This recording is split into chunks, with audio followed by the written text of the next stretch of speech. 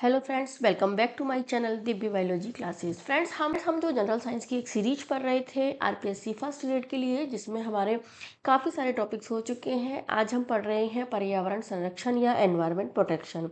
इस टॉपिक को मैंने एनसीईआरटी से, साथ में जो करंट्स में कुछ इश्यूज़ हैं उनसे जोड़कर इसको लिया है। तो ये आए हुए जो पुराने पीवाईक्यूज़ हैं उनको भी हम इसमें साथ में सॉल्व करेंगे। तो ये टॉपिक आपके लिए बहुत ही इंपॉर्टेंट है। साथ में अगर मैं बता दूँ, अगर आप आरपीएससी सेकेंड ग्रेड बायोलॉजी से और यदि इसके अलावा रीट से या फिर किसी भी अदर गवर्नमेंट एग्जाम की तैयारी करें जिसमें साइंस आती है, तो भी ये टॉपिक आपके लिए बहुत ही इम्पोर्टेंट। तो शुरू करते हैं पर्यावरण एनवायरनमेंट प्रोटेक्शन या पर्यावरण संरक्षण टॉपिक। पर्यावरण संरक्षण का अर्थ होता है कि जो प्राकृतिक संसाधन है, जैसे हमारे प्राकृतिक संसाधन हमने पहले पढ़े थे, वायु, जल, भूमि, पेड़ पौधे, जीव जंतु, उनको नष्ट होने से बचाना और हमारी जो पारिस्थितिकी संतुलन है उसको बनाए रखना, यानी हमारे जो इकोसिस्टम है उसमें बैलेंस बनाना ही हमारा पर्यावरण संरक्षण है। यह वायु प्रदूषण, जल प्रदूषण, वनों की कटाई को रोककर भावी पीढ़ियों के लिए पृथ्वी को रहने योग्य बनाने का एक सामूहिक प्रयास है। यानी सारे पॉल्यूशंस को कंट्रोल करके जिस पर अर्थ पर जो मानव है या जीव जंतु हैं वो एक सुरक्षित महसूस कर सकें, वही एक सामूहिक प्रयास होता है, जिसमें हम वृक्षारोपण कर सकते हैं, रिसाइकलिंग और सतत विकास को मुख्य रूप से जोर देते हैं। ये तीनों चीज़ ध्यान रखना, स्टेटमेंट के रूप में आपसे पूछ सकते हैं कि पर्यावरण संरक्षण क्या होता है। पर्यावरण संरक्षण के लिए हम कौन कौन से तरीके अपना सकते हैं। मेथड्स ऑफ एनवायरनमेंट प्रोटेक्शन, तो इसमें लिए हम वृक्षारोपण, वन संरक्षण कर सकते हैं, अधिक से अधिक पेड़ लगाना, मौजूदा जंगलों की कटाई रोकना, क्योंकि वे हवा को शुद्ध करते हैं और पारिस्थितिकी संतुलन बनाए रखते हैं। दूसरा है प्रदूषण पर नियंत्रण, कंट्रोल, पॉल्यूशन कंट्रोल कर सकते हैं, जिसमें औद्योगिक धुएं, हानिकारक रसायन और प्लास्टिक के उपयोग को कम से कम यूज करना, सिंगल यूज प्लास्टिक के स्थान पर कपड़े या जूट के थैलों का उपयोग करना। तीसरा है जल संरक्षण, वाटर कंजर्वेशन, वर्षा जल संचयन, रेन वाटर हार्वेस्टिंग को अपनाना, तालाब और नदियों की सफाई करना और पानी की बर्बादी को रोकना। अब इसके अलावा है एनर्जी कंजर्वेशन या ऊर्जा संरक्षण, जिसमें बिजली की खपत कम करना, एलईडी बल्बों का उपयोग करना, सौर ऊर्जा, पवन ऊर्जा जैसे नवीनकरणीय स्रोतों को अपनाकर हम पर्यावरण का प्रोटेक्शन कर सकते हैं। तो ये कुछ तरीके हैं जिनसे हम पर्यावरण है हमारा उसका प्रोटेक्शन दे सकते हैं। इसके अलावा एक दो और है, सार्वजनिक परिवहन का उपयोग, यानी निजी वाहनों की बजाय मेट्रो, बस या साइकिल का उपयोग करना, जिससे वायु प्रदूषण कम से कम। अलग जो वाहन यूज होते हैं, व्हीकल्स यूज होते हैं, उनकी बजाय हम अगर सामूहिक यूज करेंगे तो हमारा प्रदूषण कम होगा, क्योंकि एक ही व्हीकल चलेगा तो धुआं कम मिलेगी और वायु प्रदूषण कम होगा, और ज़्यादा व्हीकल होंगे तो वायु प्रदूषण ज़्यादा होगा। इसके अलावा 3R सिद्धांत, जो कि नेचुरल रिसोर्स वाले में भी हमने पढ़ा था, ये बहुत ही इंपॉर्टेंट है फ्रेंड्स, इसको याद रखना। रिड्यूस, रियूज और रिसाइकिल, कचरे को कम करना, पुरानी चीज़ों का पुनः उपयोग और पुनर्चक्रण का सिद्धांत है, जो भी पर्यावरण प्रोटेक्शन के लिए का एक तरीका है। पर्यावरण का जो महत्व क्यों है, पर्यावरण प्रोटेक्शन हमारे लिए पर्यावरण संरक्षण न केवल वन्य जीवों और इकोसिस्टम की रक्षा करता है, यह ग्लोबल वार्मिंग, जलवायु परिवर्तन, स्वास्थ्य समस्याएं जैसे सांस की बीमारियों से भी मानव जाति को बचाता है। यह भावी पीढ़ियों के लिए एक स्वस्थ और सुरक्षित ग्रह सुनिश्चित करने के लिए अत्यंत आवश्यक है। तो ये एक इम्पोर्टेंस है कि हमारे पर्यावरण संरक्षण हमारे लिए क्यों जरूरी है। इकोसिस्टम में पारिस्थितिकी तंत्र में संतुलन बनाए रखने की बात करते हैं, साथ में उसके कंजर्वेशन, संरक्षण की, प्रोटेक्शन की बात भी करते हैं। तो पर्यावरण पारिस्थितिकी तंत्र या पारितंत्र, जो कि पर्यावरण का एक हिस्सा होता है, वो क्या है। तो पारिस्थितिकी तंत्र या पारितंत्र, जिसे हम बोलते हैं इकोसिस्टम भी हम इसको कहते हैं, ठीक है। तो सभी जीव जैसे कि पौधे, जंतु, सूक्ष्म जीव और मानव, ठीक है, ये होते हैं हमारे पर्यावरण में। और इसके अलावा और क्या होते हैं पर्यावरण में, हमारे भौतिक कारक, जिनसे हम, जैसे जल, हवा, वायु है, जिनसे हम अपनी आवश्यकताएं पूर्ति करते हैं, वो सब भौतिक कारक परस्पर अन्योन्य क्रिया करते हैं और प्रकृति में संतुलन बनाए रखते हैं। जैसे क्या होता है कि जैसे हम सांस लेते हैं तो कौन सी गैस निकलती है, CO2 निकलती है, और O2 हमारे अंदर जाती है। लेकिन ये जो CO2 है, अगर ऐसे O2 अंदर लेते रहेंगे, CO2 बाहर निकलती रहेगी, तो एक दिन ये खत्म हो जाएगी, नहीं। लेकिन पेड़ पौधे क्या करते हैं, उस CO2 को अपने प्रकाश संश्लेषण की क्रिया के द्वारा भोजन बनाने में काम में ले लेते हैं और वो O2 छोड़ते हैं। तो इस तरह से एक पूरा जो चक्र होता है वो चलता रहता है, और जो हमारी प्रकृति है उसमें संतुलन बना रहता है। तो यही क्या है, एक पूरा इकोसिस्टम है, यानी हमारी पृथ्वी भी एक तरह से बोले तो पूरा इकोसिस्टम ही होती है, यानी किसी क्षेत्र के सभी जीव और वातावरण के अजैव कारक संयुक्त रूप से पारितंत्र बनाते हैं, यानी एक विशेष क्षेत्र में, जैसे दक्षिण के अमेजन वर्षावन देख लो, उस क्षेत्र में जितने भी पेड़ पौधे जीव जंतु है, जो भी भौतिक कारक फिजिकल घटक आते हैं, कंपोनेंट आते हैं, वो सब मिलकर क्या बनाते हैं, एक पारितंत्र का निर्माण करते हैं। इसी तरह एक तालाब में रहने वाले जीव जंतु पेड़ पौधे जो भी हैं, वो सब मिलकर एक किसका निर्माण करते हैं, वो एक पारितंत्र का निर्माण करते हैं। तो एक पारितंत्र में क्या होता है, हमने देख लिया सभी जीवों के जैविक और अजैविक घटक होते हैं, यानी एक इकोसिस्टम जो होता है उसके में दो प्रकार के कंपोनेंट मुख्य रूप से पाए जाते हैं।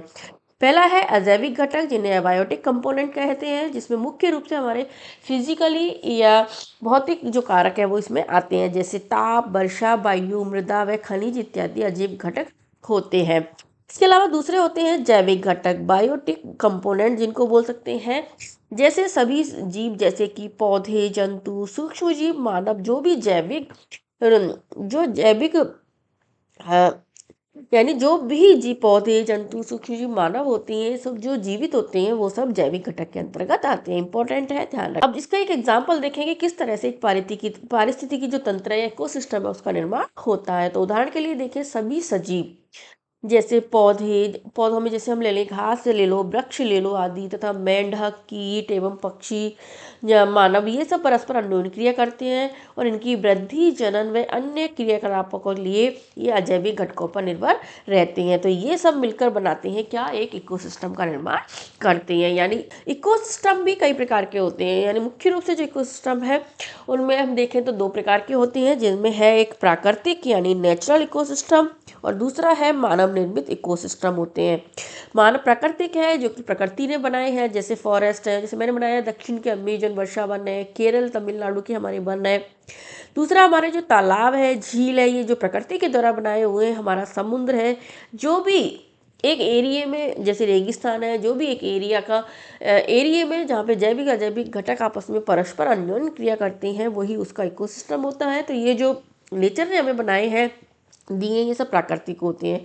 और मानव निर्मित कृत्रिम प्राकृतिक तंत्र कौन से, जैसे बगीचा गार्डन का निर्माण करता है, फसलें जब उगाता है तो उस पर भी जैसे कुछ जो फसलें उगती हैं उन पे कीड़े निर्भर रहते हैं, उनको कीड़ों को जैसे चिड़िया वगैरह खाती हैं, मेंढक खाते हैं, सांप खाते हैं। तो ये सारा वो परितंत्र है, वो कैसा है, मानव निर्मित है, क्योंकि हमने फसलें कौन उगाता है, मानव उगाता है। गार्डन्स का निर्माण कौन करता है, मानव करता है। तो दो प्रकार के पारितंत्र हो गए हमारे, मानव निर्मित हो गए और एक नेचर इकोसिस्टम हो गए।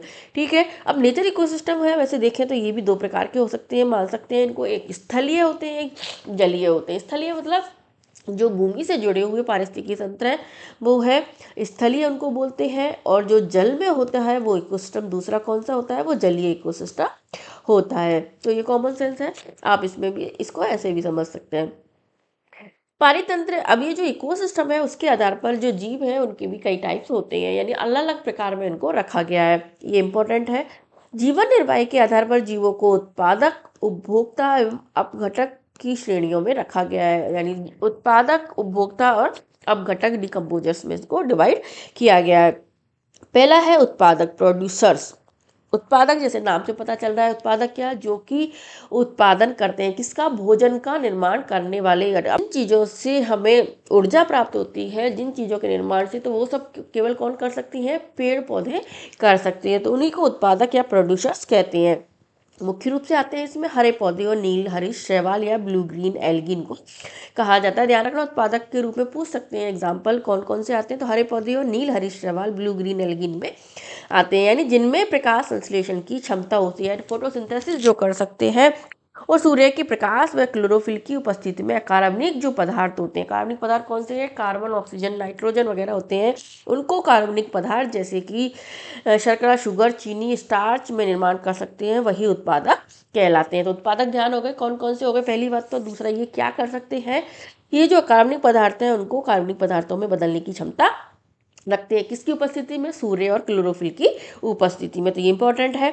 दूसरे होते हैं कंज्यूमर्स। कंज्यूमर्स उपभोक्ता कौन हो गए, जो कि ग्रहण करते हैं, जो उत्पादक बनाते हैं उन चीज़ों को, प्रत्यक्ष या परोक्ष रूप से निर्भर रहते हैं उनके ऊपर, उनको ग्रहण करते हैं, उसको कंज्यूमर्स कहते हैं। यानी जो जीव उत्पादक द्वारा उत्पादित जो भोजन है उसमें प्रत्यक्ष या परोक्ष रूप से निर्भर रहते हैं, उनको हम कंज्यूमर्स कहते हैं। इसमें मुख्य रूप से कंज्यूमर्स को 3 प्रकारों में डिवाइड किया गया है, शाकाहारी, मांसाहारी और सर्वाहारी। में परजीवी में बांटा गया है। तो शाकाहारी कौन हो गए? जो उत्पादक है उनको, खाने वाले जो जीव है यानी जो टोटली बेज होते हैं उनको शाकाहारी कहते हैं। जैसे हिरण है, खरगोश है, गिलहरी है, ये सारे जीव कैसे होते हैं? शाकाहारी होते हैं। फिर इन शाकाहारी जीवों को, जो खाने वाले जीव होते हैं, उनको हम मांसाहारी कहते हैं। कैसे जीव कहते हैं? मांसाहारी जीव इनको कहते हैं। जैसे डॉग है, बिल्ली है, कुत्ता है, ये शेर है, चीता है, ये सब क्या है? मांसाहारी, जो शाकाहारी जीवों को खाते हैं।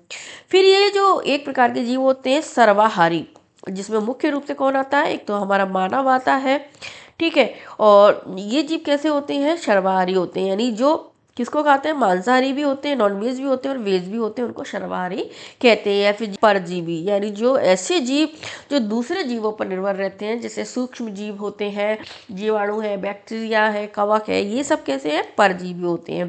तो इसके आधार पर इनको 4 प्रकारों में बांटा गया है, शाकाहारी उत्पाद कंज्यूमर्स को, जो अलग अलग तरीके से अपने भोजन को ग्रहण करते हैं। अगले होते हैं डिकम्पोजर्स, अपमार्जक जिनको बोला जाता है, यानी जीवाणु और कवक। मुख्य रूप से ध्यान रखना है इसमें कौन से सूक्ष्म जीव आते हैं? जीवाणु और कवक जैसे सूक्ष्म जीव आते हैं, यानी अपघटक भी इनको बोल सकते हैं। यानी जैसे पेड़ पौधे, जीव जंतु, मानव जब मर जाते हैं, मृत हो जाते हैं, तो पड़े पड़े सड़ने लगते हैं, तो वो किसके कारण होते हैं? जीवाणु और जो फंजाई होते हैं, बैक्टीरिया फंजाई होते हैं, उन सूक्ष्म जीवों के कारण होते हैं, जिसके कारण वो धीरे धीरे वो जो उनके कार्बनिक पदार्थ निकल जाते हैं, कार्बनिक पदार्थ निकल में बदल जाते हैं और वो मिट्टी में मिल जाते हैं। तो ये मृत जीव अवशेषों का अपमार्जन करते हैं। ये जटिल कार्बनिक पदार्थों को सरल अकार्बनिक पदार्थों में बदल देते हैं, जो मिट्टी और भूमि में चले जाते हैं और पौधों के द्वारा पुनः उपयोग में लिए जाते हैं। यानी एक तरह से जो खनिज साइकिल है उसका खनिजीकरण करने का काम ये करते हैं। क्योंकि जैसे कोई व्यक्ति है, पेड़ पौधे हैं, मानव है, कोई भी मृत हुआ, इनको इस जीवाणुओं ने खा लिया। इन जीवाणुओं को खाने के बाद इन्होंने इनको, जो इनके शुगर है, इनमें स्टार्च है, इन सबको किस में परिवर्तित कर दिया? इन्होंने इनमें उन्होंने कार्बनिक पदार्थ जैसे कार्बन, नाइट्रोजन, ऑक्सीजन में परिवर्तित कर दिया। ये कार्बन, नाइट्रोजन, ऑक्सीजन कहाँ चली जाती है? ये भूमि में चली जाती है। और इस भूमि में से इनको किसने ग्रहण कर लिया? पेड़ पौधों ने ग्रहण कर लिया, जिससे वे भोजन का निर्माण करते हैं। और इस तरह से ये खनिजीकरण वाली साइकिल या मिनरल न्यूट्रिशन साइकिल को बोलते हैं, वो चलती रहती है। तो इस तरह से ये 3 प्रकार के पारितंत्र में पाए जाने वाले जीवों को आपको ध्यान रखना है, क्योंकि डिवाइडेशन करके भी कई बार इनसे आपसे पूछ सकते हैं। इसके अलावा अब ये है आहार श्रृंखला में जाल, यानी क्या होती है? इसको बोलते हैं फूड चेन और फूड वेब। फूड चेन और फूड वेब क्या होता है कि जीव जो होते हैं उनकी एक श्रृंखला, जो एक दूसरे को आहार करते हैं। जैसे मैंने अभी बताया ना आपको, जैसे पेड़ पौधे होते हैं, पेड़ पौधों को कौन खाता है? शाकाहारी जीव खाते हैं। इन शाकाहारी जीवों को कौन खाता है? मांसाहारी खाते हैं, जो भी कई प्रकार के होते हैं। इन मांसाहारी जीवों को कौन खाता है? इन मांसाहारी जीवों को। फिर ये जो अब जब ये मृत हो जाते हैं तो इनको अपघटक है, इनका ये भी हो सकते हैं और ये भी हो सकते हैं। इन अपघटक को के द्वारा मृत किए जाते हैं, फिर इनके जो कार्बनिक पदार्थ है वो पेड़ पौधों को प्राप्त हो जाते हैं। तो ये पूरी एक श्रृंखला चलती रहती है। इस श्रृंखला को क्या कहते हैं? फूड चेन कहते हैं, ठीक है। जो कि एक विभिन्न जैविक स्तरों का पर भाग लेने वाले जीवों की यह श्रृंखला आहार श्रृंखला का निर्माण करती है। तो आहार श्रृंखला का प्रत्येक चरण अथवा कड़ी एक पोषक स्तर या ट्रॉफिक लेवल बनाते हैं। ध्यान रखना, सबसे पहले आते हैं हमारे उत्पादक, जिनमें कौन आता है? पेड़ पौधे और ब्लू ग्रीन एल्गी आते हैं, ठीक है। फिर ब्लू ग्रीन एल्गी पेड़ पौधों को कौन खाते हैं? हमारे शाकाहारी जीव। कौन खाते हैं? शाकाहारी, जिनको क्या बोलते हैं? प्राइमरी कंज्यूमर्स या प्राथमिक उपभोक्ता कहते हैं, जिसमें हम मुख्य रूप से खरगोश है, हिरण है, इनको रखते हैं, ठीक है। इन शाकाहारी जीवों को कौन खाते हैं? छोटे मांसाहारी जीव इनको खाते हैं। कौन खाते हैं? मांसाहारी जीव इनको खाते हैं, जिसमें हम रख सकते हैं जैसे कुत्ता है, बिल्ली है, ठीक है, मेंढक है, इनको हम बोल सकते हैं, ठीक है।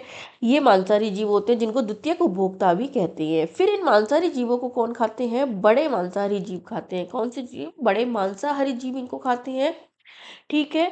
तो कार्निवोर्स इनको बड़े वाले बोलते हैं, जिनको बोलते हैं जैसे शेर आता है, चीता आता है, चील आती है, बाज है, मोर है, ये कहती हैं शीर्ष उपभोक्ता भी इनको बोला जाता है, यानी जिनको आगे कोई दूसरे जीव नहीं खाते, ये जब मृत होते हैं तो इनको केवल सूक्ष्म जीवों के द्वारा अपघटन किया जाता है। यानी ऐसे जीव जिनको दूसरे जीव नहीं खाते, उन जीवों को केवल सूक्ष्म जीवों द्वारा अपघटन किया जाता है, वो जीव होते हैं शीर्ष उपभोक्ता पर जो आते हैं। तो एक जो फूड चेन है वो इस तरह से चलती रहती है, और ये जो फूड चेन है लगभग 3 या 4 स्तर की ही बनती है। ये जो इस हाईएस्ट ट्रॉफिक लेवल होता है वो उसका 3 या 4 लेवल का होता है। तो ये हो गई हमारी फूड चेन होती है। तो इसमें देख लेते हैं, जैसे स्वयंपोषी है या फिर जिनको हम उत्पादक बोलते हैं, प्रथम पोषी इस तरह ट्रॉफिक लेवल का निर्माण करते हैं, जो कि सौर ऊर्जा का स्थिरीकरण करके विषम पोषी और उपभोक्ताओं के लिए क्या करते हैं, भोजन उपलब्ध कराते हैं। दूसरे लेवल पे कौन से आते हैं, प्राथमिक उपभोक्ता, जिनको शाकाहारी जीव भी कहते हैं, वो दूसरा पोषी स्तर या सेकेंड ट्रॉफिक लेवल बनाते हैं, जिसमें मैंने आपको अभी बताया कौन कौन आते हैं, खरगोश, हिरण जैसे शाकाहारी जीव। फिर इन शाकाहारी जीवों को खाने वाले तीसरा ट्रॉफिक लेवल बनाते हैं छोटे मांसाहारी, जिनको द्वितीयक उपभोक्ता भी कहते हैं, या तीसरे पोषी स्तर भी इनको कहा जाता है। फिर इनको खाने वाले जो जीव है वो बड़े मांसाहारी जीव होते हैं, तृतीयक उपभोक्ता है, जो चौथा ट्रॉफिक लेवल बनाते हैं। और ये शीर्ष उपभोक्ता, बड़े मांसाहारी जो तृतीयक उपभोक्ता होते हैं, इनको शीर्ष उपभोक्ता भी कहते हैं, क्योंकि ये ऐसे जीव हैं जिनको कोई दूसरे जीव नहीं खाते, इनका केवल सूक्ष्म जीवों के द्वारा ही अपघटन किया जाता है। तो ये कैसा, शीर्ष उपभोक्ता भी बोल सकते हैं, तृतीयक उपभोक्ता भी बोलते हैं, और ये चौथे ट्रॉफिक लेवल का निर्माण करते हैं। तो इस तरह से एक खाद्य श्रृंखला का निर्माण होता है। ठीक है। अब पर्यावरण के जो विभिन्न घटक है उनमें अन्योन्य क्रिया में निकाय में एक घटक से दूसरे घटक में ऊर्जा का प्रवाह होता है। ध्यान रखना, जब एक जीव से दूसरे जीव को जब खाते हैं तो उनमें ऊर्जा का प्रवाह होता है। जब अन्योन्य क्रिया होती है, जैसे प्लांट्स हैं, प्लांट्स में जो ऊर्जा होती है सूर्य के प्रकाश के द्वारा बनती है, वो ऊर्जा को फिर जो शाकाहारियों में ट्रांसफर होता है, फिर शाकाहारी जीवों को जो खाते हैं उनको मांसाहारियों में ट्रांसफर होता है, फिर मांसाहारी जीवों को बड़े मांसाहारी जीव खाते हैं वो उनमें ट्रांसफर हो जाती है। फिर बड़े मांसाहारी जीव है जब मृत होते हैं तो उनका अपघटन किया जाता है, तो भी इस तरह से ऊर्जा मुक्त हो जाती है। तो स्वयंपोषी सौर प्रकाश ऊर्जा में निहित ऊर्जा को ग्रहण करके उसको कौन सी ऊर्जा में बदलते हैं, रासायनिक ऊर्जा में। यानी जो पेड़ पौधे होते हैं, ब्लू एल्गी है, वो प्रकाश संश्लेषण की क्रिया के द्वारा जो सौर ऊर्जा है उसको रासायनिक ऊर्जा में परिवर्तित कर देते हैं। फिर ये ऊर्जा यहाँ से विषमपोषी और अपघटन तक जाती है। जब ऊर्जा एक रूप से दूसरे रूप में परिवर्तित होती है तो पर्यावरण में ऊर्जा की कुछ मात्रा अनुपयोगी ऊर्जा के रूप में ह्रास होती है। ध्यान रखना, जब ऊर्जा एक लेवल से दूसरे ट्रॉफिक लेवल तक जाती है तो उसमें ऊर्जा का क्या होता है, लॉस होता है, यानी ऊर्जा का ह्रास या एनर्जी लॉस होता है। यानी ऐसा नहीं है कि जैसे प्लांट्स है, प्लांट ने 100% ऊर्जा बनाई तो यही 100% ऊर्जा आगे पहुंचेगी, नहीं, इसका केवल 10% भाग है वो अगली लेवल में पहुंचता है। तो ध्यान रखना, तो ऊर्जा का उस टाइम ह्रास होता है। तो ये है एनसीईआरटी में दे रखी है एक फूड चेन, उसके बारे में, जैसे वन में, घास के मैदानों में, तालाबों में, 3 इन्होंने श्रृंखला बता रखी है। जैसे वनों में देखें तो सबसे पहले पेड़ पौधे, वन क्या हो गए, वन इसमें क्या हो गए, उत्पादक हो गए। इन वनों को कौन खाता है, जैसे हिरण खाता है, फिर इस हिरण को कौन खा लेता है, इस हिरण को खा लेता है जो टाइगर है वो खाता है।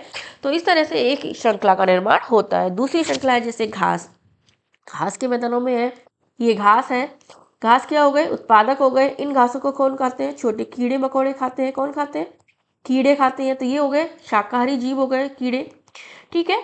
तीसरा हो गया, फिर इन कीड़ों को कौन खाते हैं, इन कीड़ों को खाने वाले जीव कौन है, मेंढक होते हैं। तो मेंढक क्या हो गए, छोटे मांसाहारी जीव या द्वितीयक उपभोक्ता भी इसको हम बोल सकते हैं। फिर इन मेंढक को कौन खा जाता है, सांप खाता है। इन मेंढक को कौन खाता है, सांप खाता है। तो इन सांप को क्या बोलते हैं, बड़े मांसाहारी जीव बोलते हैं। ठीक है, द्वितीयक उपभोक्ता इनको बोल सकते हैं। फिर इन सांप को कौन खाता है, इन सांप को चील, बाज या मोर खाते हैं। ठीक है। तो ये कौन से हो गए, शीर्ष उपभोक्ता होते हैं या टॉप कंज्यूमर्स इनको बोल सकते हैं, या अगले लेवल के जो उपभोक्ता हैं उनको बोलते हैं। तो ध्यान रखना, ऐसे ये शीर्ष उपभोक्ता होते हैं जिनको आगे कोई अपघटन नहीं करता। तो इस तरह से एक श्रृंखला का निर्माण होता है। इसी तरह तालाब में जो श्रृंखला बनती है उस श्रृंखला में कैसे बन सकती है, तालाब में जो श्रृंखला होती है उस श्रृंखला में जैसे जो पादप प्लवक होते हैं या पादप प्लांट इनको बोलते हैं, जो जलीय पौधे हैं, एक तरह से आप देख लो क्या होते हैं, जलीय जो पौधे होते हैं, इन प्लांट्स को कौन खाता है, इन प्लांट्स को खाते हैं छोटे जो जीव होते हैं या जंतु प्लवक इनको बोलते हैं। कौन बोलते हैं, जंतु प्लवक इनको बोलते हैं, जो तालाब में पाए जाते हैं। इन जंतु प्लवक जो छोटे जीव होते हैं उनको कौन खाता है, फिर छोटी मछली खाती है। ठीक है, इनको जो मछली खाते हैं इनको क्या बोलेंगे, हम द्वितीयक उपभोक्ता बोलेंगे। इन द्वितीयक उपभोक्ता को फिर वहां पे जो पाए जाने वाले बगुला होते हैं वो इन मछलियों को खा जाते हैं। तो ये कौन हो गए, शीर्ष उपभोक्ता। तो तालाब में शीर्ष उपभोक्ता कौन हो गए, बगुला हो गए। तो इस तरह से एक पूरी खाद्य श्रृंखला का निर्माण होता है। आप ध्यान रख ले, बस इतना ध्यान रखना है कि जो पेड़ पौधे ब्लू ग्रीन एल्गी आ जाते हैं वो उत्पादक होती हैं, फिर उनको खाने वाले जीवों को शाकाहारी या छोटे प्राथमिक उपभोक्ता, फिर उनको खाने वाले को द्वितीयक उपभोक्ता, फिर इस तरह से तृतीयक उपभोक्ता। ट्रैफिक लेवल चलता रहता है और जो शीर्ष उपभोक्ता होते हैं जिनको आगे कोई नहीं खाता है उनको शीर्ष उपभोक्ता बोला जाता है। एक एग्जाम्पल के रूप में और समझ लेते हैं, जैसे थलीय यानी जल स्थलीय खाद्य श्रृंखला और जलीय खाद्य श्रृंखला कैसे काम करती है। घास है, इसमें उत्पादक उत्पादक कौन है, घास हो गए, फिर इन घास को टिड्डा खाता है तो प्राथमिक उपभोक्ता हो गए, फिर इन टिड्डे को मेंढक खाते हैं द्वितीयक उपभोक्ता, फिर इनको सर्प खाता है तृतीयक उपभोक्ता, फिर इनको चील खाती है तो ये शीर्ष परभक्षी या शीर्ष उपभोक्ता इनको बोला जाता है। चील, बाज, मोर हो सकते हैं। जब ये मृत होते हैं तो इनको बैक्टीरिया खा जाते हैं जो कि विघटक या अपघटक के रूप में काम करते हैं और जो कि आगे फिर इनका अपघटन करके इसमें जो ऊर्जा है उसको मुक्त कर देते हैं, कार्बनिक पदार्थों को मुक्त कर देते हैं। इसी तरह जलीय खाद्य श्रृंखला में पादप प्लवक है जो मैंने अभी बताए थे वो उत्पादक के रूप में काम करते हैं। इन पादप प्लवक को साइक्लोप खा लेते हैं, जंतु प्लवक खा लेते हैं, इनको प्राथमिक उपभोक्ता बोलते हैं। फिर इनको मछली खाती है द्वितीयक उपभोक्ता बोलते हैं। इन मछलियों को हंस बगुला खा लेते हैं, इनको तृतीयक उपभोक्ता कहते हैं। फिर इन हंस बगुला को अगर बाज खा लेता है तो वो शिखर परभक्षी हो जाता है और इनका फिर बैक्टीरिया के द्वारा अपघटन किया जाता है। तो इस तरह से जलीय खाद्य श्रृंखला और स्थलीय खाद्य श्रृंखला की कड़ी आपसे पूछी जा सकती है पूरी। तो आपको ध्यान रखना है, जल में जो श्रृंखला बनती है उसे जलीय श्रृंखला कहती है और जो जमीन पर जो घास वन फसलों में किसी में हो सकती है वो स्थलीय खाद्य श्रृंखला होती है। तो एक स्थलीय जो खाद्य पारितंत्र होता है यानी उसमें हरे पौधों की पत्तियों द्वारा प्राप्त होने वाली जो सूर्य ऊर्जा का लगभग 1% भाग खाद्य ऊर्जा में परिवर्तित होता है। ध्यान रखना इंपॉर्टेंट है कि प्लांट्स जो सौर ऊर्जा प्राप्त करती हैं उस ऊर्जा से केवल 1% खाद्य ऊर्जा को यानी फूड ऊर्जा में एनर्जी में चेंज करते हैं। कार्बोहाइड्रेट निर्माण होता है वो कितना होता है, केवल 1% निर्माण होता है। जब इन हरे पौधे प्राथमिक उपभोक्ता द्वारा खाए जाते हैं तो ऊर्जा की बड़ी मात्रा का पर्यावरण में ऊष्मा के रूप में ह्रास होता है, क्योंकि ये कुछ मात्रा का उपयोग पाचन, विभिन्न जैव क्रियाओं, वृद्धि जनन आदि में भी हो जाता है। यानी जो जो भी स्तर पर जैसे उपभोक्ता है, चाहे प्राथमिक उपभोक्ता है, द्वितीय उपभोक्ता है, वो कुछ अपने अंदर प्रोडक्शन, रेस्पिरेशन जैसी क्रियाओं में, ग्रोथ में भी ऊर्जा का उपयोग करते हैं। तो अगले स्तर पर जो ऊर्जा आ जाती है उसका ऊर्जा के रूप में, ऊष्मा के रूप में ह्रास हो जाता है। तो ध्यान रखना, खाए हुए भोजन की मात्रा का लगभग 10% जैव मात्रा में ही बदल जाता है और ये जो अगले स्तर के उपभोक्ता को उपलब्ध हो पाती है। यानी जितनी ऊर्जा किसी भी उत्पादक या प्राथमिक उपभोक्ता, द्वितीय उपभोक्ता के पास होती है उसका अगला केवल 10% भाग ही दूसरे स्तर को ट्रांसफर होता है। यानी आप बोल सकते हैं कि प्रत्येक ट्रॉफिक लेवल पर केवल 10% ऊर्जा ट्रांसफर होती है। यानी प्रत्येक स्तर पर उपलब्ध कार्बनिक पदार्थों की मात्रा का औसतन 10% ही उपभोक्ता के अगले स्तर तक पहुंचता है। इंपॉर्टेंट है, क्वेश्चन इस पे आया हुआ है आरपीएससी में। सामान्यतः निचले पोषी स्तर पर जीवों की संख्या अधिक होती है, अतः उत्पादक स्तर पर यह संख्या सर्वाधिक होती है। यानी जैसे जैसे ट्रॉफिक लेवल बढ़ते हैं वैसे वैसे ऊर्जा कम ट्रांसफर होती है, वो ऊर्जा का स्तर कम हो जाता है और जो संख्या है वो भी निचले स्तर पर ज़्यादा, फिर उससे कम, फिर उससे कम होती चली जाती है। जैसे आप देखोगे कि चील, बाज, मोर उनकी संख्या बहुत कम होती है, टाइगर्स की संख्या कम होती है, तो उनके द्वारा खाए जाने वाले जीव है उनकी संख्या थोड़ी ज़्यादा होती है। जैसे पेड़ पौधे हैं उनकी संख्या थोड़ी ज़्यादा होती है। तो उत्पादक स्तर पर निचले स्तर की संख्या होती है। तो इस तरह से ये जो है एक पिरामिड का निर्माण होता है, यानी सबसे ज़्यादा उत्पादक, फिर प्राथमिक उपभोक्ता, फिर द्वितीयक उपभोक्ता, फिर तृतीयक उपभोक्ता या शीर्ष उपभोक्ता होते हैं जिनकी संख्या सबसे कम होती है। साथ में ये भी ध्यान रखना कि जो ऊर्जा है, ऊर्जा हमेशा नीचे से ऊपर की ओर ही ट्रांसफर होती है, ध्यान रखना। तो जितनी ऊर्जा इनके पास है, अगर इनके पास जैसे 100% ऊर्जा है तो केवल उसका 10% भाग ही आगे ट्रांसफर होगा, फिर इसका 10% भाग है यानी 1% ऊर्जा और ट्रांसफर होगी, फिर इसकी 0.01% ऊर्जा ट्रांसफर होगी। तो हमेशा ऊर्जा का जो पिरामिड कैसा बनता है, वो हमेशा सीधा बनता है, यानी ऊर्जा हमेशा एक दिशा नीचे से ऊपर की ओर ही ट्रांसफर होती है। तो ऊर्जा का पिरामिड भी अगर आपसे पूछ ले तो ध्यान रखना, ऊर्जा का पिरामिड हमेशा सीधा ही बनता है। हमने देखा अभी फूड चेन है वो किस तरह से एक लेवल से दूसरे लेवल तक जाती है। अब ये तो है ही नहीं है कि केवल जो कीड़े हैं उनको केवल मेंढक ही खाएगा, मेंढक को केवल सांप ही खाएगा। ठीक है। सांप को केवल मोर ही खाएगा, ये कोई फिक्स नहीं, इसको चील भी खा सकता है, बाज भी खा सकता है। तो इस तरह से एक जीव को अनेक जीवों के द्वारा भी खाया जाता है। तो एक जीव द्वारा जब एक से अधिक जीवों के द्वारा खाए जाते हैं तो पूरी एक जो श्रृंखला है, कई श्रृंखलाएं फूड चेन है वो आपस में जुड़ जाती हैं और किसका निर्माण करती हैं, फूड वेब या आहार जाल का निर्माण करती हैं।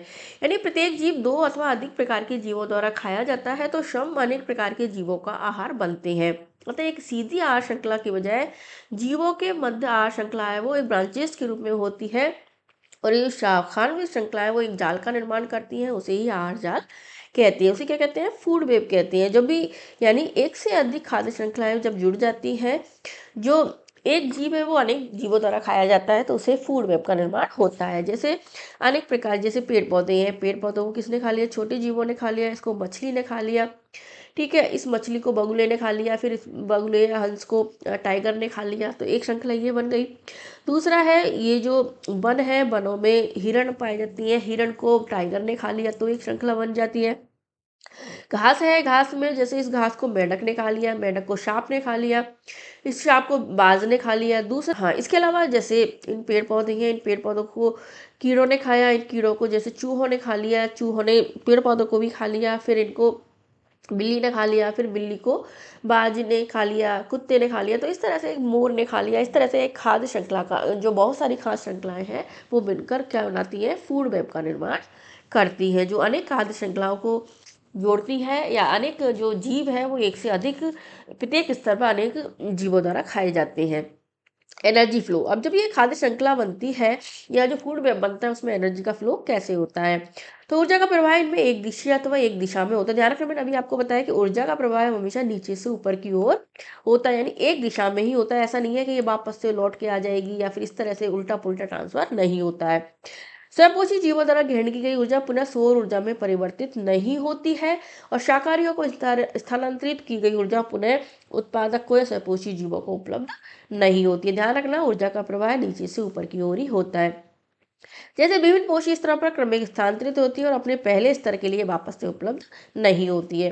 प्रत्येक स्तर पर ऊर्जा की हानि के कारण प्रत्येक पोषी स्तर पर उपलब्ध जो ऊर्जा है उसमें उत्तरोत्तर ह्रास होता है, यानी लॉस होता है। ध्यान रखना, जब भी ऊर्जा एक स्तर से दूसरे स्तर पर जाती है तो इसमें ऊर्जा का लॉस होता है। क्या होता है, ऊर्जा का लॉस होता है।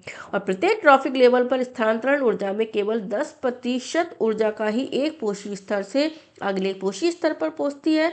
बाकी 90% ऊर्जा प्रत्येक स्तर पर ऊष्मा के रूप में वातावरण में विमुक्त हो जाती है, जिनका उपयोग वो अपनी वृद्धि, जनन, रेस्पायरेशन जैसी क्रियाओं में करते हैं और ऊष्मा के रूप में जो है मुक्त हो जाती है। तो ध्यान रखना, प्रत्येक स्तर पर केवल 10% ऊर्जा है उसका ट्रांसफर होता है, जिसे क्या कहते हैं, इसे लिंडमैन का नियम भी कहते हैं, क्योंकि इसे लिंडमैन वैज्ञानिक हुए थे, उन्होंने दिया था, इसलिए इसे लिंडमैन का नियम भी कहते हैं, जिसमें ऊर्जा का प्रवाह एक स्तर से दूसरे स्तर में केवल 10% ऊर्जा का ट्रांसफर होता है। जैसे देखें, सूर्य का प्रकाश है, सूर्य के प्रकाश से उत्पादक है, प्रोड्यूसर्स जिनको बोलते हैं, जिनमें पेड़ पौधे हमारे आते हैं, ये क्या कहते हैं, ऊर्जा का ट्रांसफर करते हैं। अब जैसे आप मान लें, जैसे ऊर्जा इन्होंने कितनी बनाई, 1 लाख जूल ऊर्जा इन्होंने बनाई, ठीक है। अब इसका केवल 10% है, इसका केवल 10% भाग कहाँ पहुंचेगा, शाकाहारी जीवों तक पहुंचता है। तो 10% का कितना हो गया, केवल 10,000 जूल ऊर्जा का ये उपयोग कर पाते हैं। फिर इसका 10% कहाँ पहुंचेगा, जो द्वितीयक उपभोक्ता है, छोटे मांसाहारी जीवों तक पहुंचती है। तो ये बल कितना पहुंचेगा, यहाँ पे लगभग 1,000 जूल ऊर्जा का ये उपयोग कर पाते हैं। फिर इसका 10% शीर्ष मांसाहारी जीवों तक पहुंचता है, यानी कितने जीवों तक पहुंचता है, 10। वो शीर्ष उपभोक्ता मांसाहारी तक कितनी पहुंचती है, केवल 100 जूल ऊर्जा है वो पहुंचती है। तो ध्यान रखना, एक स्तर से दूसरे स्तर पर 10% ऊर्जा का ट्रांसफर होता है और ऊर्जा केवल शीर्ष उपभोक्ता तक पहुंचता, ऊर्जा की मात्रा बहुत कम रह जाती है, इसलिए शीर्ष उपभोक्ता की संख्या भी कम होती है। ध्यान रखना, और इसे ही हम लिंडमैन का नियम भी कहते हैं। तो ये हमने देख लिया कि जो पारितंत्र इकोसिस्टम में कौन से घटक होते हैं, साथ में उनमें ऊर्जा का ट्रांसफर देखा। इसलिए ऊर्जा का एक चीज और बता दूं इसमें कि इसलिए हमारे जो ऊर्जा का पिरामिड है, जो ऊर्जा का पिरामिड बनता है वो हमेशा सीधा बनता है। ये कई बार ऊर्जा का जो पिरामिड है वो हमेशा सीधा बनता है, क्योंकि एक स्तर से दूसरे स्तर पर ऊर्जा का ट्रांसफर होता है, वो एक ही दिशा में होता है। तो हमने ये सारी चीजें देख ली।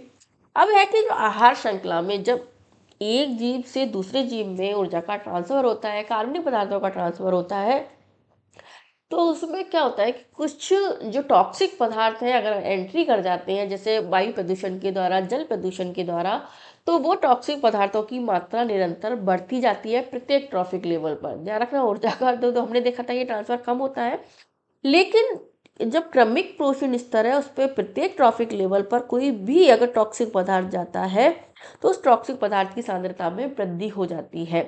और इसी क्रिया को क्या कहते हैं, जैव आवर्धन या बायोमैग्निफिकेशन कहते हैं। इंपॉर्टेंट है, यानी जैसे एक लेवल से दूसरे लेवल पर जाती है, टॉक्सिक पदार्थ है उनकी मात्रा प्रत्येक लेवल पर बढ़ती जाती है। इसका कारण है, इसे ही जैव बायोमैग्निफिकेशन कहते हैं। और इसका कारण है कि जीव द्वारा जो संग्रहित विषालु पदार्थ है वो उपापचयित या उत्सर्जित नहीं हो सकते। इस प्रकार ये अगले उच्च पोषण स्तर पर पहुंच जाते हैं, क्योंकि ये बाहर नहीं निकलते और प्रत्येक लेवल पर, ट्रॉफिक लेवल पर इनकी मात्रा बढ़ती जाती है, जिसे जैव आवर्धन या बायोमैग्निफिकेशन कहते हैं। ठीक है, इसको एग्जाम्पल के रूप में भी देख सकते हैं। एग्जाम्पल जैसे जो विभिन्न फसलें होती हैं, हमारी जो क्रॉप्स होती हैं, उनको रोग कीटनाशकों से बचाने के लिए हम उनमें पेस्टिसाइड रसायनों का अत्यधिक प्रयोग करते हैं। तो फिर ये जो रसायन जैसे हम उनमें पहुँचते उनमें डालते हैं तो ये रसायन बहकर कहाँ चले जाते हैं, मिट्टी में या जल के स्रोतों में चले जाते हैं, क्योंकि फिर बाद में ये रसायन, ये तो है नहीं क्योंकि नष्ट नहीं होते हैं ये पेस्टिसाइड, तो ये मिट्टी में चले जाते हैं, जल स्रोतों में चले जाते हैं। फिर इन मिट्टी के द्वारा तो दूसरे पौधों द्वारा खा लिए जाते हैं, और जल में जो खनिजों के साथ ये जब अवशोषण हो जाते हैं तो ये जलाशयों में जलीय पौधे और जंतुओं के पास पहुंच जाते हैं। कहाँ चले जाते हैं, जलाशयों में चले जाते हैं। ठीक है, जब इन जलीय पौधे और जंतुओं के द्वारा खाए जाते हैं तो ये पूरी आहार श्रृंखला में ये प्रवेश कर जाते हैं, क्योंकि ये पदार्थ अजैव निम्नीकृत है, यानी इनको नष्ट नहीं होते हैं, तो प्रत्येक पोषी स्तर पर इनका संग्रहण होता जाता है। तो किसी भी आहार श्रृंखला में मनुष्य सबसे शीर्ष होता है, अतः हमारे शरीर में इनकी मात्रा सर्वाधिक संचित होती है। इसी प्रक्रिया को हम जैव आवर्धन कहते हैं, यानी प्रत्येक स्तर पर विषाक्त पदार्थों की सांद्रता में वृद्धि होना बायोमैग्निफिकेशन होता है, जिससे कई बीमारियां, रोग उत्पन्न हो जाते हैं, और ये इकोसिस्टम को इनबैलेंस कर देते हैं, यानी पारितंत्र है उसकी गति को असंतुलित कर देते हैं। इसके अलावा जैसे जलाशयों में भी हम देखें, जैसे जल प्रदूषण के द्वारा भी, जैसे उद्योगों, जैसे पेट्रोलियम, कागज उत्पादन, धातु निष्कर्षण एवं प्रोसेसिंग, रासायनिक उत्पादन आदि के अपशिष्ट जल होते हैं, उनमें भी जो विषैले पदार्थ हैं मुख्य रूप से कौन कौन से, जैसे पारा, कैडमियम, तांबा, सीसा, डीडीटी आदि कई प्रकार के कार्बनिक यौगिक जलीय खाद्य श्रृंखला में जैव आवर्धन करते हैं, यानी प्रत्येक स्तर पर इनकी संख्या, मात्रा बढ़ती जाती है। तो ये बीमारियों का कारण मुख्य रूप से बनते हैं। जो मनुष्य में कई बीमारियां होती हैं, मछलियां जैसे जलाशयों में मर जाती हैं, वो क्या है, इन तत्वों की अधिकता के कारण ऐसा होता है। तो जलीय खाद्य श्रृंखला में जो डीडीटी जलीय खाद्य श्रृंखला में अगर डीडीटी पहुंच जाए तो वो किस तरह से उसका बायोमैग्निफिकेशन होता है वो हम देखते हैं। जैसे है कोई भी जलीय खाद्य श्रृंखला है उसमें जैसे आप क्रॉप्स के द्वारा डीडी का प्रवेश हो जाता है, डीडीटी अगर इसमें प्रवेश कर गया तो जल में डीडीटी की मात्रा कितनी होती है, 0.033 ppb इसकी मात्रा होती है। अब ये जो जल किसके द्वारा यूज किया जाता है, प्राणी प्लवकों के द्वारा या जो प्लैंकटन के द्वारा यूज किया जाता है, इसमें मात्रा है 0.004 ppm होती है। फिर इनको जब छोटी मछलियों द्वारा खाया जाता है तो इसमें डीडीटी 0.05 ppm पहुंच जाता है। फिर इसके बाद बड़ी मछलियों में डीडीटी की मात्रा 2 ppm तक हो जाती है। फिर जब इन बड़ी मछलियों को मत्स्य पक्षियों को के द्वारा, जैसे बाज के द्वारा, चील के द्वारा, सीगल पक्षी के द्वारा खाया जाता है, इन पक्षियों के द्वारा खाया जाता है, तो इनमें डीडी की मात्रा कितनी हो जाती है, 25 ppm हो जाती है। तो यानी कितनी सांद्रता बढ़ गई, बहुत अधिक, कितनी हो गई, 25 ppm तो डीडी का जैव आवर्धन हो जाता है, यानी इसकी मात्रा निरंतर बढ़ती जाती है क्योंकि ये नष्ट नहीं होते हैं।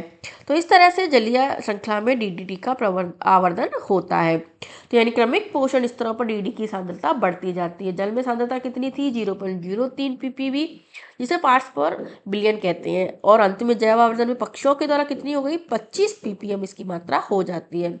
इंपॉर्टेंट है, प्रश्न आया हुआ है।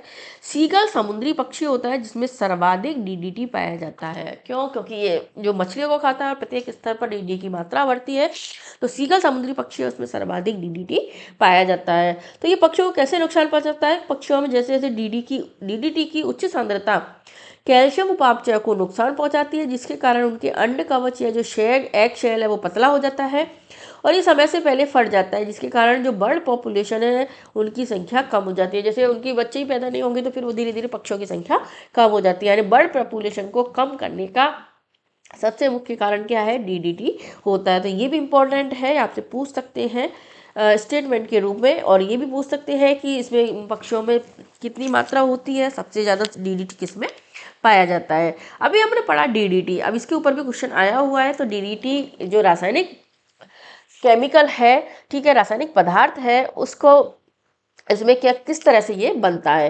तो डीडीटी जिसका फुल नाम है, ध्यान रखना, डाइक्लोरो डाइफेनिल ट्राइक्लोरो एथेन इसको बोला जाता है। इसका क्या नाम है, डाइक्लोरो डाइफेनिल ट्राइक्लोरो एथेन, नाम ध्यान रखना। अत्यधिक विषैला ऑर्गेनोक्लोरीन कीटनाशक है जो पर्यावरण में लंबे समय तक बना रहता है, खाद्य श्रृंखला में जमा हो जाता है, ठीक है। इसमें मुख्य रूप से क्लोरोबेंजीन के 2 अणु और क्लोरिल यानी ट्राइक्लोरोहाइड्रेट के रासायनिक संघनन से ये बनता है। यानी क्या क्या होता है इसमें, क्लोरोबेंजीन और मुख्य रूप से क्लोरिल जिसे ट्राइक्लोरोहाइड्रेट भी बोला जाता है वो होते हैं। और इसमें सांद्र सल्फ्यूरिक अम्ल यानी H2SO4 है वो उत्प्रेरक के रूप में काम करता है। तीनों जो केमिकल्स इसमें यूज होते हैं उनका ध्यान रखना है आपको। इसकी स्ट्रक्चर कैसे होती है, इसमें 2 फिनाइल बेंजीन बले होती हैं जो एक कार्बन परमाणु से जुड़े होते हैं और कुल 5 क्लोरीन परमाणु होते हैं 2 फिनाइल बलों पर 3 समूह में। तो फ्रेंड्स मेरा कहने का मतलब है कि डीडी पे ये क्वेश्चन आया हुआ है, डीडीटी पे, कि इसमें कौन कौन से घटक पाए जाते हैं, ठीक है। लेकिन अभी इसमें क्योंकि डिटेल में क्वेश्चन पूछे जाते हैं तो इसकी स्ट्रक्चर के बारे में आपसे पूछ सकते हैं, इसका नाम के बारे में भी आपसे पूछ सकते हैं। तो इसलिए आपको ये पूरा थोड़ा सा मैंने इसकी डिटेल में इसको बता दिया, आप इसको याद कर लेना। इसके अलावा कुछ और धातु जो कि जल प्रदूषण के द्वारा जलाशयों में पहुंचती हैं, उनकी स्त्री के द्वारा भी कई रोग होते हैं। जैसे कैडमियम की अधिकता से, कैडमियम की अधिकता से कौन सा रोग हो जाता है, इटाई इटाई रोग होता है। इस रोग को सर्वप्रथम जापान में देखा गया और इससे अस्थियां वो मुलायम हो जाती हैं। पारे की अधिकता, मिनीमाटा रोग, पारे की मरकरी की अधिकता से कौन सा रोग होता है, मरकरी यानी मिनीमाटा, या तो मरकरी की अधिकता से कौन सा रोग होता है, मिनीमाटा रोग होता है, जो 1953 में सर्वप्रथम जापान में देखा गया था। और इससे तंत्रिका विकार हो जाता है। तो 2 इंपॉर्टेंट रोग हैं, इनके बारे में भी आपसे पूछ सकते हैं, तो इनको भी आप ध्यान रखना है, ठीक है। अब हमने देखा कि जो ये पर्यावरण को प्रदूषित करने वाले पदार्थ हैं वो किस तरह कितने टाइप के होते हैं और इसके अलावा इनको कैसे नष्ट किया जा सकता है। तो हमारे द्वारा उत्पन्न अपशिष्टों को 3 श्रेणियों में डिवाइड किया जाता है। एक तो जैव निम्नीकरण होते हैं, बायोडिग्रेडेबल होते हैं, यानी ऐसे पदार्थ तो जैविक प्रक्रम द्वारा अपघटित हो जाते हैं, जैसे पेड़ पौधे हैं, जंतु हैं, ऐसे जीव हैं जिनको नष्ट किया जा सकता है, जैसे पेपर है। तो ये जैव निम्नीकरण पदार्थ होते हैं जो कि जमीन में गहरे गड्ढों में रखा जाता है और प्राकृतिक रूप से अपघटन के लिए छोड़ा जाता है। जैसे पेड़ पौधा कचरा है, ये सब नष्ट होते हैं तो क्या बनता है, जैसे कोयला है, कार्बनिक पदार्थों का निर्माण होता है। तो ये पौधे और जंतु ये बायोडिग्रेडेबल होती हैं। कुछ होते हैं जैसे रिसाइकेबल होते हैं, जैसे कांच होता है, पेपर होता है, कपड़े होते हैं, इन सबको रिसाइकल किया जाता है। तो ये रिसाइकिल पदार्थ होते हैं जिनसे दोबारा नए पदार्थों का निर्माण किया जा सकता है। तीसरे होते हैं नॉन बायोडिग्रेडेबल पदार्थ, जो सबसे इम्पोर्टेंट होते हैं, जो सबसे हानिकारक पदार्थ ये होते हैं। ये जैविक प्रक्रम में अपघटित नहीं होते हैं, इसलिए इनको अजैव निम्नीकरण या नॉन बायोडिग्रेडेबल कहा जाता है। ये पदार्थ सामान्यतः अक्रिय होते हैं और लंबे समय तक पर्यावरण में बने रहते हैं और पर्यावरण के अन्य सदस्यों को भी ये हानि पहुंचाते हैं। तो ये कचरा है वो भी कितने प्रकार का हो गया, वेस्ट मैनेजमेंट कम कैसे है, 3 प्रकार का होता है।